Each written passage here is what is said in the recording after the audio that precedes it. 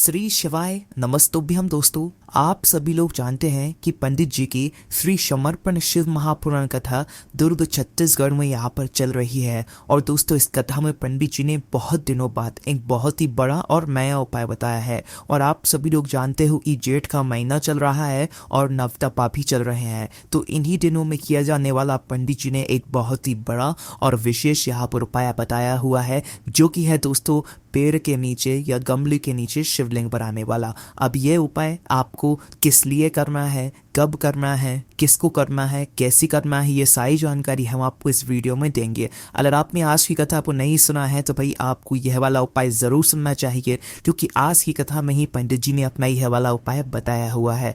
आप इस उपाय को ज़रूर सुने और उपाय को ज़रूर पढ़ें, क्योंकि जो उपाय पंडित जी नया बताते हैं उस उपाय को जो लोग पहले करते हैं उनको उस उपाय को करने का फल बहुत ही जल्दी और बहुत बड़ा होकर मिलता है। तो इसलिए आप लोगों को इस मौके को अपने हाथ से नहीं जाने देना चाहिए, ये नवतपा के दिनों को अपने हाथ से नहीं जाने देना चाहिए और इस वाले उपाय को जरूर करना चाहिए। तो दोस्तों सबसे पहली चीज ये पंडित जी ने अपनी आज ही की कथा में यहाँ पर बताया हुआ है, जो कि पेड़ के नीचे या गमले के अंदर जो है पार्थिव शिवलिंग बनाने वाला उपाय। ठीक है, अब इस उपाय को करना किस लिए है, सबसे पहले आप लोग वो चीज़ सुन लो। तो देखो, अगर आपके जीवन में बहुत ज़्यादा दुख और परेशानी है, चाहे वो धन से जुड़ी हुई हो, चाहे वे आपके जीवन में किसी भी प्रकार की दुख और समस्या से जुड़ी हुई हो, या आपके घर में रोग और बीमारी हो, किसी भी प्रकार की दुख और परेशानी आपके जीवन में चल रही है और उसके लिए आपने अपनी सभी उपाय करके देख लिए हैं, सभी व्रत करके देख लिए और आप बहुत परेशान हो चुके हैं, आपको मन में ऐसा लगता है कि हमसे ज़्यादा दुखी तो कोई होगा ही नहीं,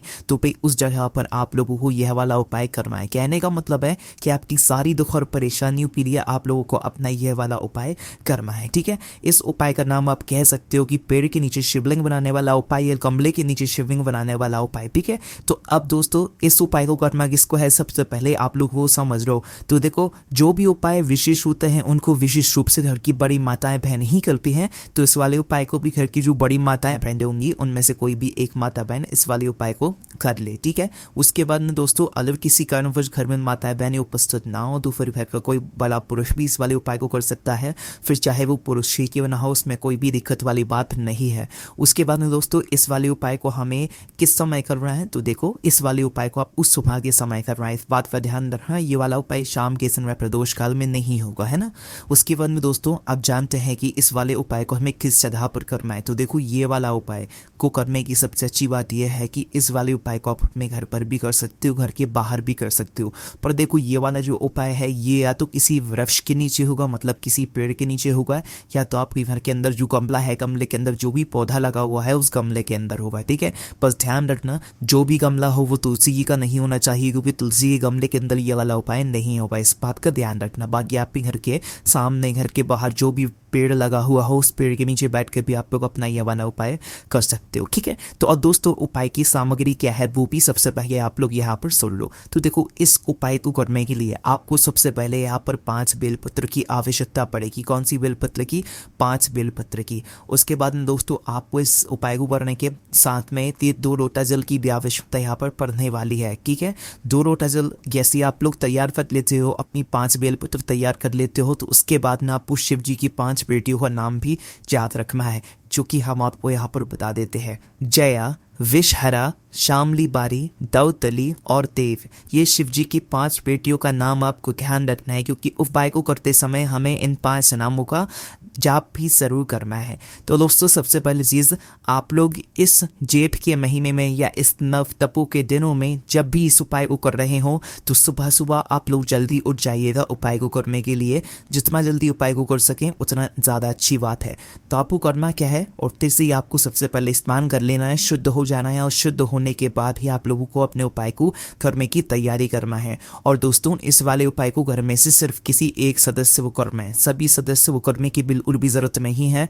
घर का कोई एक बड़ा मुख्य सदस्य भी अगर इस उपाय को अपने पूरे घर परिवार के लिए करेगा तो इस उपाय को करने का फल उसके पूरे घर परिवार को जरूर मिलेगा। ठीक है, तो करना क्या है दोस्तों, सबसे पहले आप वह जगह चुन लो जिस जगह पर आप लोग यह वाला उपाय करने वाले हो। 2 जगह हमने आपको बताई है, या तो कोई सा पेड़ ले लो या तो आपकी घर में जो गमला हो वो ले लो। ठीक है, किसी भी एक जगह पर ही आप लोगों को अपना यह वाला उपाय यहाँ पर करना है। ठीक है, तो अगर आपके इधर के सामने आसपास कहीं पर भी कोई पेड़ है तो भाई उस पेड़ के नीचे आप लोग लोग ये वाला उपाय कर सकते हो। घर में पेड़ है तो घर के नीचे, घर के जो पेड़ है उसके नीचे भी आप लोग अपने ये वाला उपाय कर सकते हो। अगर पेड़ नहीं है तो गमला होगा, गमले में कुछ पौधा लगा हुआ वो, उस पौधे के नीचे भी बैठकर आप लोग मतलब वहां पर भी ये वाला उपाय कर सकते हो। ठीक है, तो करना क्या है, जहां पर भी आप लोग ये वाला उपाय करो, चाहे पेड़ के नीचे करो, चाहे बड़े पेड़ के नीचे करो, चाहे गमले में करो, तो वहां पर आपको एक पार्थिव शिवलिंग का निर्माण करना है। पार्थिव शिवलिंग का निर्माण कहने का मतलब है कि जहां पर भी आप ये उपाय कर रहे हो, पेड़ के नीचे चाहे गमले में, तो भाई आपको वही की मिट्टी से जो है एक छोटा सा शिवलिंग का निर्माण कर लेना है। ठीक है, क्या कर लेना है,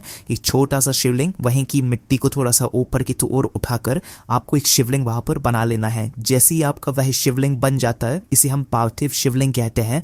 तो इस पार्थिव शिवलिंग को आप लोगों को बना लेना है, चाहे पेड़ के नीचे बना रहे हो, चाहे गमले के नीचे बना रहे हो, किसी एक ही जगह पर बनाना है, इस बात का ध्यान रखना। जैसे ही आप लोग अपना पार्थिव शिवलिंग बना लेते हो, तो पार्थिव शिवलिंग बनाने के बाद आप लोगों को क्या करना है कि भाई आप जो अपने साथ में 5 बेलपत्र लेकर आए हुए हो ना, इस 5 बेलपत्र को क्या करना है, आपको एक एक करके शिव जी की इस पार्थिव शिवलिंग के ऊपर चढ़ाना है। ठीक है, अब दोस्तों यहाँ पर हमने आपसे बोला था कि आप शिव जी की 5 बेटियों का नाम लेना है। ठीक है, तो वह नाम आपको एक एक बेलपत्र चढ़ाने के बाद बोलते जाना है। 5 बेटियों का नाम है तो एक बेलपत्र को चढ़ाते समय एक नाम बोलना है, दूसरी बेलपत्र को चढ़ाते समय दूसरा नाम बोलना है। ठीक है, तो इस तरीके से सबसे पहले अपनी पहली बेलपत्र निकालो और वह पार्थिव शिवलिंग के ऊपर समर्पित कर दो। ठीक है, डंडी का भाल अपनी तरफ करके समर्पित करते जाना। कैसे, पहली बेलपत्र आपने समर्पित करी तो जया बोल दिया, उसके बाद में दूसरी बेलपत्र समर्पित करी तो विषहरा बोल दिया, उसके बाद में तीसरी बेलपत्र समर्पित करी तो शामली बारी बोल दिया, उसके बाद चौथी बेलपत्र समर्पित करी तो दौतली बोल दिया, उसके बाद 5वीं बेलपत्र समर्पित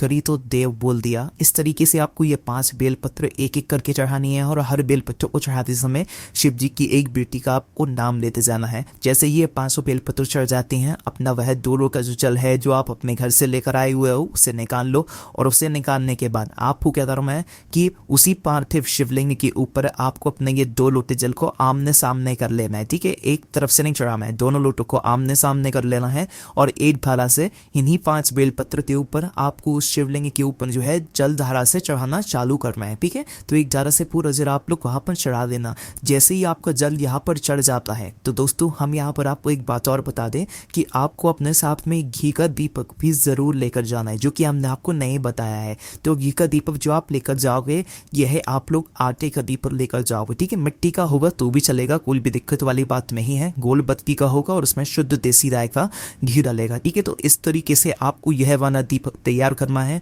और दीपक को तैयार करने के बाद जो है आपको 2 लोटा जल चढ़ाने के बाद इस दीपक को उसी पार्थिव शिवलिंग के पास में थोड़ा दूरी बनाकर जो है जला देना है। ठीक है, और जलाने के बाद भगवान से हाथ जोड़कर एक बार अपनी वह दुख और परेशानी का स्मरण कर देना है, जिसके लिए आप लोग अपना ये वाला उपाय कर रहे हैं। अगर आपकी कोई मनोकामना भी है ना, तो आपको उपाय को करने के बाद आपको अपनी वह मनोकामना भगवान शिव जी से बोल देना है। ठीक है, मनोकामना जैसे ही आप लोग यहाँ पर बोल देते हो, तो क्या यहाँ पर आपका उपाय पूरा हो जाता है? जी नहीं, अभी आपका उपाय पूरा नहीं होता है। जैसे ही आप अपनी दुख और परेशानी या मनोकामना बोलते हो, तो उसके बाद में आपको क्या करना है कि उपाय पूरा होने के बाद, भगवान के दर्शन करने के बाद, आपने जो अभी अपने 5 बेलपत्रों को चढ़ाया हुआ है, ठीक है, तो इन 5 बेलपत्र को आपको वहां से उठा लेना है। कहाँ से उठा लेना है? जहां पर अभी आपने पार्थिव शिवलिंग के ऊपर इन 5 बेलपत्र को चढ़ाया हुआ है ना, तो 5 बेलपत्रों को वहां से उठा लेना है और उठाकर सीधा कहाँ पर लेकर आ जाना है? आप अपने घर के अंदर उन 5 बेलपत्र को लेकर आ जाना है। उसके बाद में दोस्तों इन 5 बेलपत्र को आप अपने घर में ही सुरक्षित किसी अच्छी जगह पर रख दे। जैसे आप कि घर में जो भगवान वाला स्थान होगा वहां पर आप इन 5 बेलपत्र को रख सकते हैं, क्योंकि अब इन 5 बेलपत्र में भगवान शिव जी का आशीर्वाद आ चुका है।